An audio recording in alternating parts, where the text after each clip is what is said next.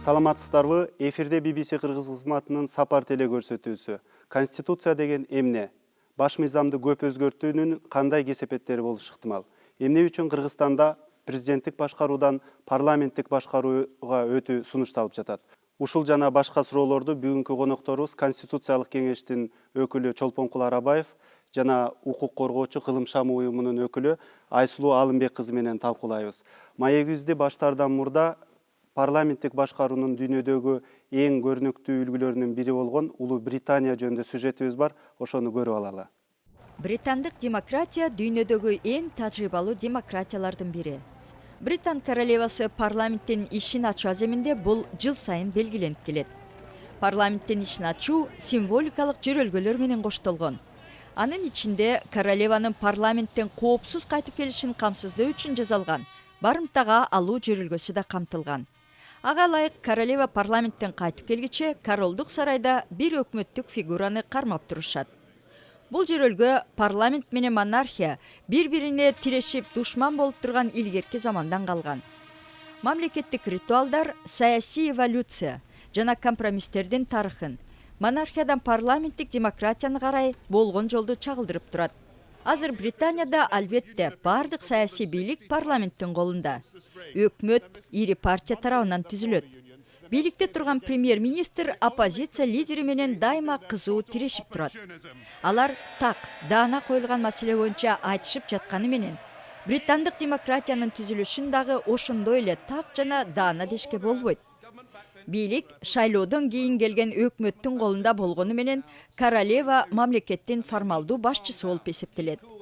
Шайлоодо көпчүлүктү ушталган тарапка жеңишти ыйгарган система боюнча адатта күчтүү өкмөттөр чыга келет. Бирок оппозициячыл партиялар абдан көп добуштарга жеткен күнү да жигердүү боло албай, сыртта байкоочу болуп калышат. Британиянын алигиче кагазга түшүрүлгөн конституциясы жок. Бул мамлекеттин демократиясы бири-бири менен кылымдар бою атаандашып, тирешип келген бийлик бутактарынын күрөшүн, тажрыйбасын камтыйт. Жана ал күрөш алигиче бүтпөй келет.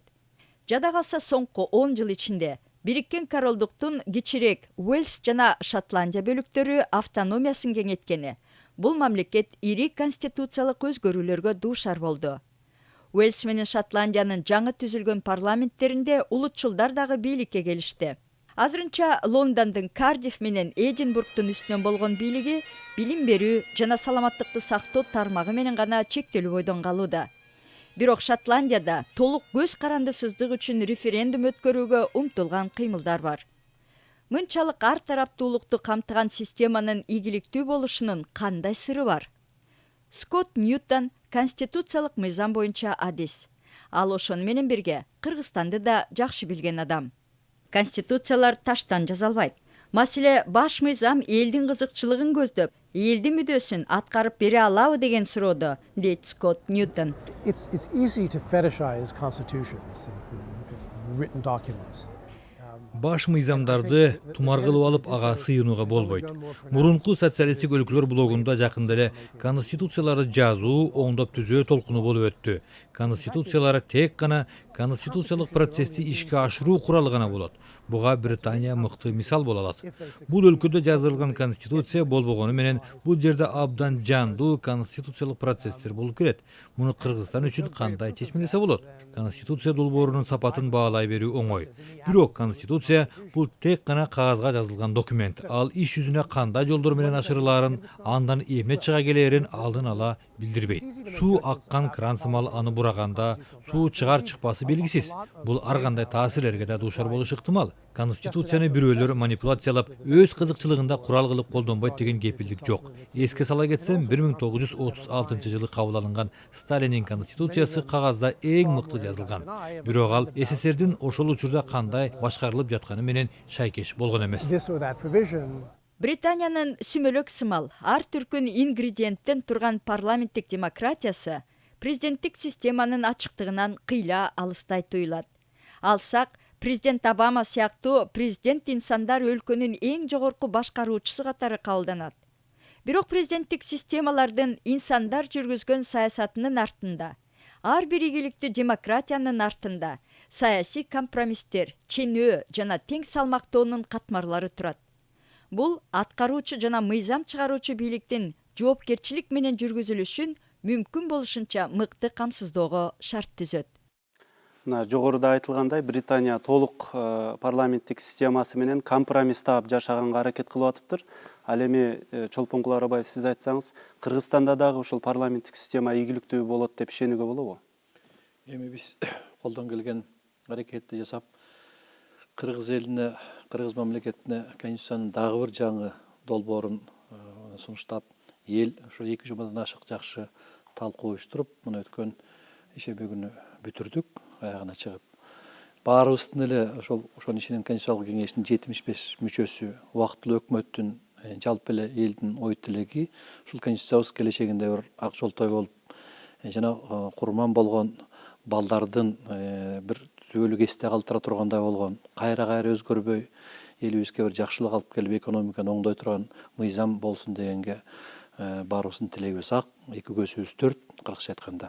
Анан мынакей өзүңүздөр көрүп отурасыздар, Англияда, өнүккөн өлкөлөрдүн бардыгында, ошонун ичинде мына Европада Конституция кабыл алынган өлкөлөрдүн барында. Ошонун ичинен мына парламенттик өлкө деп атпайбызбы? Эң эле башкаруунун мыктысы өлкөлөрдүн ичинде, демократиялык өлкөлөрдө бул парламенттик башкаруу деп.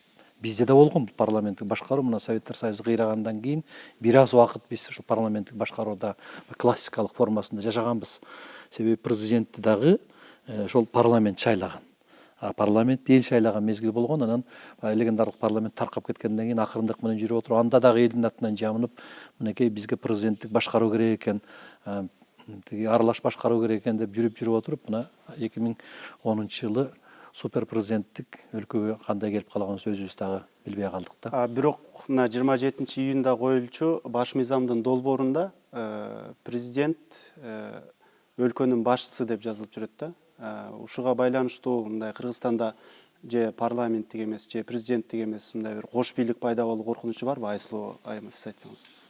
Жок, азыр мен биринчиден ошо конституциялык реформа боюнча айта кетсем, мен ойлойм бул конституциялык реформа негизинен туура эмес жүргүзүлдү да. Мисалы биздин уюмдун ою боюнча биринчиден бул реформага конституциянын долбоору эмес, форма правления коюлуш керек, ошо эл өзү тандашы керек деген ойдо болушат да. Бирок жеке менин өз оюмча эл азыр 90% эл бул форма правленияны деле жакшы түшүнбөйт. Биринчиден менин оюмча ошо баягы эксперттерди, саясатчыларды, жаштарды, граждандык активисттерди чогултуп, анан ошо форма правленияны жакшылап талкуулаш керек болчу да.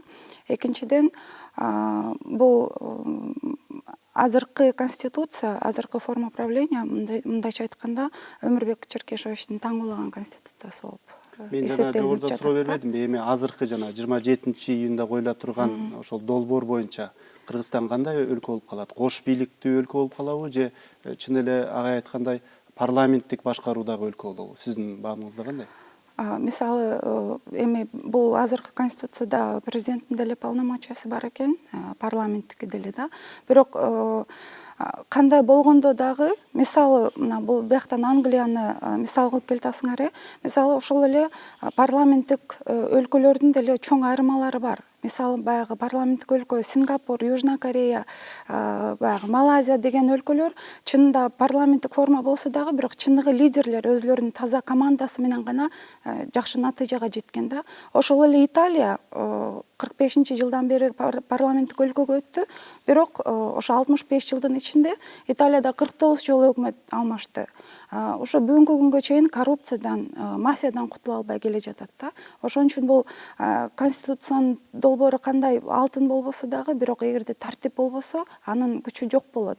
Ошондой эле тартип биринчи бийликтен башталыш керек да. Эми ошол жанагы конституциялык реформада басым туура эмес жасалып калды башынан эле деген пикирге эми мындай да басым кайсы жагына туура эмес жасалды, кайсы жагына туура жасалды, аны келечегинде тарых айтат.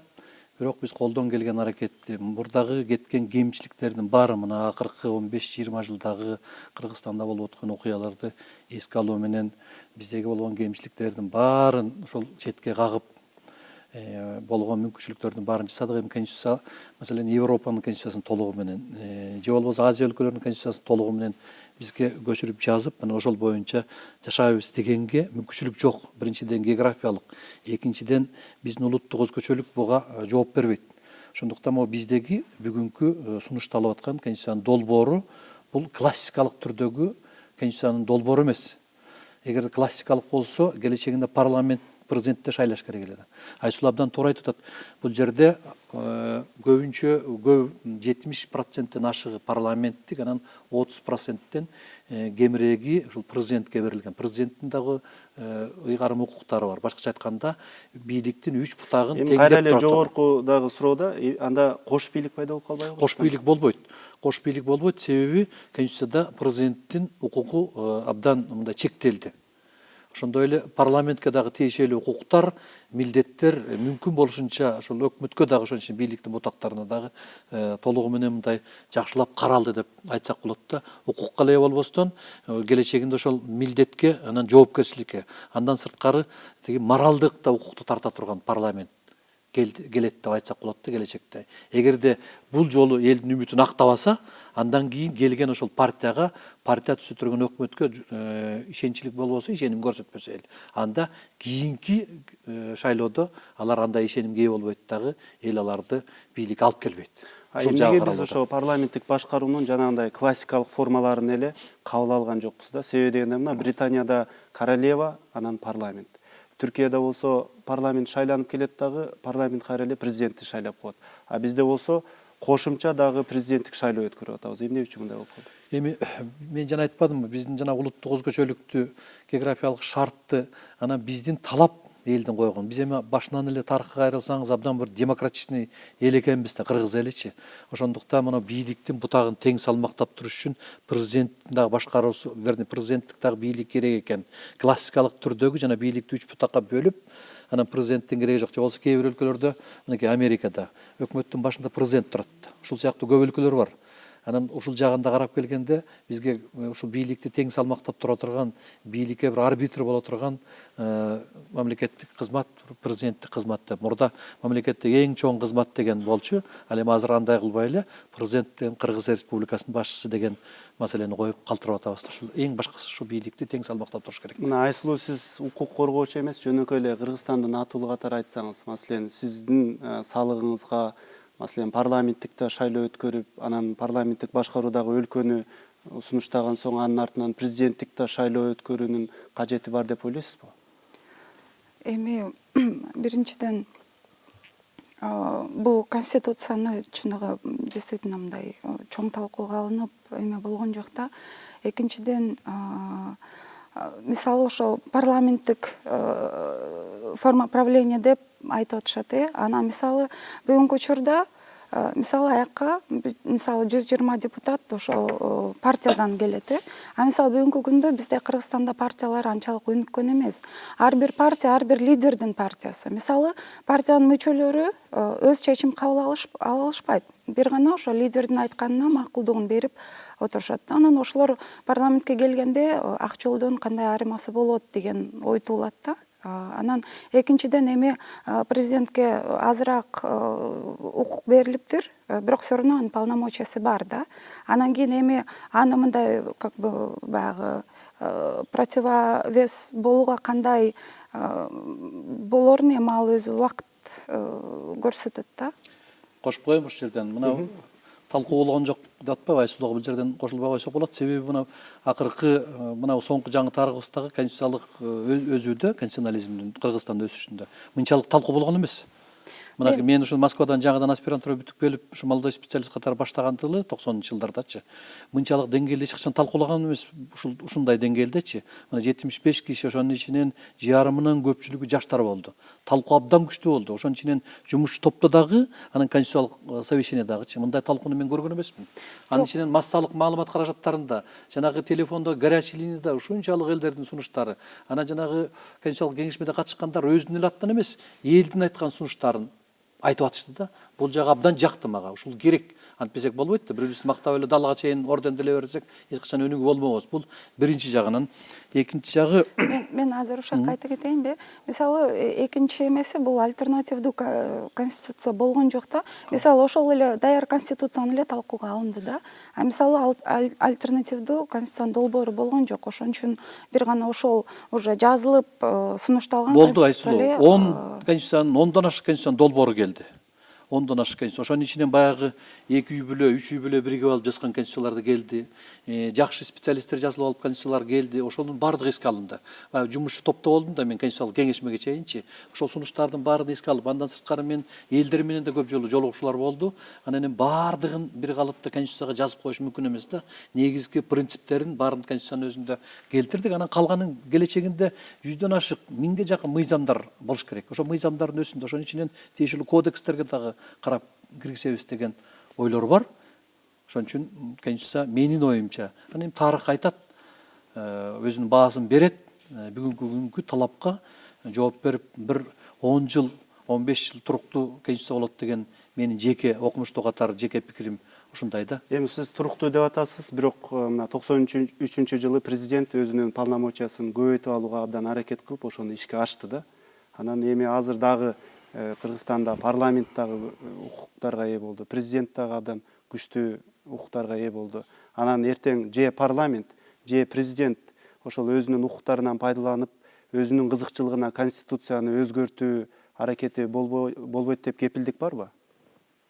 Болбойт деп кепилдик кылса болот. Конституцияда ошондой кепилдиктер каралып, парламенттик азчылыкка дагы, ошонун ичинен ошо парламенттик азчылык келечекте парламенттик көпчүлүккө оппозиция болот да. Мына ошол оппозиция болгон учурда тиешелүү парламенттик комитеттердин башчыларын сөзсүз түрдө ошол азчылык ээлей турган болду. Маселен, жанагы укук коргоо комитети, бюджеттик комитет деген мындай болгон эмес.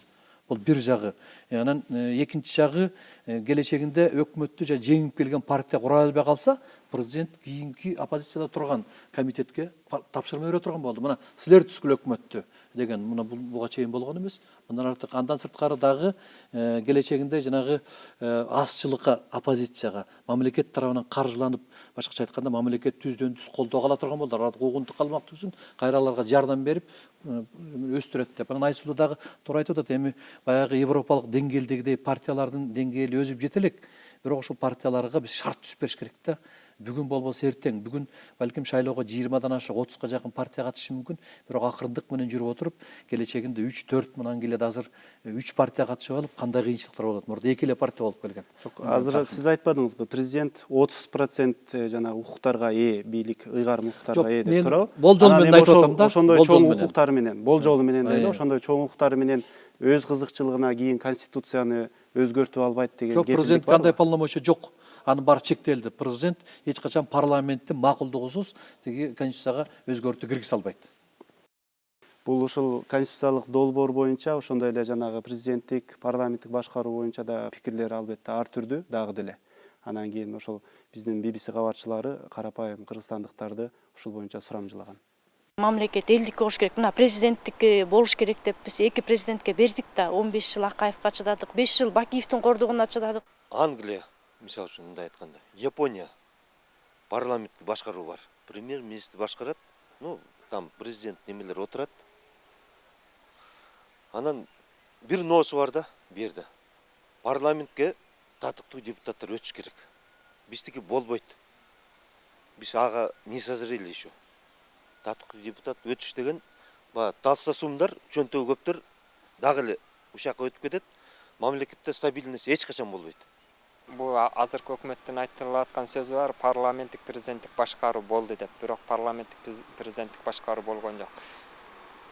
Парламенттик президенттик башкаруу деп киргизип туруп эле полевой президенттик башкарууга өтүп кеткен. Менимче парламенттик жана президенттик башкарууга ылайык деп ойлойм. Мен ойлойт элем ушу баары тең салмактуу болуш керек депчи. Парламентке деле өткүзүп берип койсок, билбейм кандай болуп калат. Бирок президент да и парламент да бир болуп турса, бул ойлойм тең салмактуулук болот депчи. Парламентский деп эле бакылдап атышат. Көрүп атабыз. Парламентское правление деген, ал парламентская республика, ал өнүккөн мамлекеттерде гана болот. Өнүккөн Европанын мамлекеттери эмне болуп атат? Парламентский правлениясы бар мамлекеттер как раз так азыр кризистин эң эле түйүндө чыга албай, берки президентский правлениялардын мамлекеттеринен жардам сурап, эмне кыласыздар, бизди өлтүрөсүңөр деп жалдырап жүргөн кези. Ошондон эле чечим чыгарыш керек. Жогоруда карапайым атуулдар көптөгөн кабатырланууларын айтты. Ушул акчалуу адамдар гана парламентке өтүп кетиши ыктымал деген тынчсыздануулар да бар экен. Бул жөнүндө оюңуз кандай? Мына мажоритардык системада, мына биздин башыбыздан өтпөдү. Мына шайлоо системасын биз бузуп алдык. Кыргыз эли мынчалык деңгээлде шайлоо системасын эч качан бузган эмес. Биздин мурунку Советтер Союзунун үчүн тарыхта дагы, кийинки тарыхыбызда дагы анан ушу мажоритардык системаны киргизгенден кийин акчасын ала бергиле дагы, жүрөгүңөр кимди жактырса сала бергиле деген бир жаман принцип кирип калганда, ошол принцип дагы бир кезде президенттердин оозунан чыгып кеткен да. Мына ошону менен шайлоо системасын бузуп таштадык. Ошону оңдош үчүн сөзсүз түрдө жана кайрадан кайрылып туруп, жана партиялык тизме менен келсин деп, партиялардын күрөшү болсун, партиялык атаандаштык болсун десек, ошондо сиз жанагы карапайым элибиз телевизор көрүүчүлөр айткан тиги калың кошелектүүлөр келбейт. Себеби Кыргызстанда белгилүү кайсы райондон кайсыл атул өтөрүн акыркы биз 10 жылда уже билебиз. Ошондуктан бүгүнкү күндө партиялардын атаандаштыгы болуш керек. Ошо партиялардын тизмеси аркылуу анан пропорционалдык система менен жаңы депутаттар келиш керек. Ошонун ичинде жаштарга мүмкүнчүлүктү көбүрөөк бериш керек. Эми маегибиздин акырында экөөңүздөргө тең бири-бирден суроо берейин, кыска жооп берсеңиздер. Мына Айсулуу, сиз ишенесизби? Келечектеги парламент, президент ушул азыркы эгер 27-июнда кабыл алынып калчу болгон конституцияны өзгөртүүгө аракет кылбайт деп ишенесизби? Эми биринчиден бүгүнкү күндө эми чынында айтканда азыркы убактылуу бийликтин ичинде элдин вотун довериясы бул Роза Исааковна Отунбаева да. Мисалы эгерде Роза Отунбаева чындап бийликти колго алып, катуу тартип орнотуп, чыныгы элдин турмушун бир башка багыт, жакшы багытка салса, анда буга ишенсе болот. Кыргызстандын конституциясы 17 жыл ичинде 6 жолу өзгөрүүгө дуушар болуптур. Анан кийин 7 жолу өзгөрүүгө дуушар болуп. Мына эми 27-июнда 7 жолу өзгөрүү болот, туурабы? Анан кийин мындан кийинки конституцияларды 20 жыл, 30 жыл эч ким өзгөртө албагыдай кылып туруп бир норма киргизип койсо болобу? Эми мындай да, конституциядагы бул кытай сепил эмес. Себеп дегенде жашоо ушунчалык ылдам нукта кетип атат. Биз дагы илимдүү, билимдүү эл катарычы, Афганистан эмес Кыргыз эличи. Анан биз Европаны карап, өнүккөн өлкөлөрдү карап отургандан кийин биздин жашообуз мыйзамдан алдыга кетип атат. Бир канча жылдаргачы, ошонун ичинен конституциядагы кээ бирде жашоодон артта калып атат да. Ошондуктан келечегинде конституциядагы өзгөрүшү мүмкүн. Ошондуктан менин айтарым, жалпы Кыргыз элине ушул 27-чи боло турган референдумда өзүбүздүн тагдырды бир тарых бир жакшы мүмкүндүк берип атат бизгечи. Ошондо келип конституцияны колдоп берсек, анан укуктук талаага кирип элибизде тынччылык орносо, Кудай буйрса, бул конституция келечегинде бир жакшылыктын жишаанынан үмүттөндүргөн, бир жарык чача турган, бир шоола бере турган мыйзам болот деген менин ушундай терең ишеничим, үмүтүм бар. Рахмат. Бүгүнкү студиябыздын коноктору Конституциялык кеңешменин өкүлү Чолпонкул Арабаев жана укук коргоочу Кылым Шамы уюмунун активисти Айсулуу Алымбек кызы. Маегиңиздерге чоң рахмат. Ушуну менен BBC Кыргыз кызматынын сапар телекөрсөтүүсү соңуна чыкты. Биз көтөргөн темалар боюнча кандайдыр бир ой пикирлериңиздер болсо, Бишкектеги 62 45 75 автожжооп телефонуна чалып, дил каттарыңыздарды жаздырып коюңуздар. Андан сырткары BBC'нин интернет сайтынан ачып, телекөрсөтүүлөрүбүздү көрсөңүздөр болот. Саламатта калыңыздар.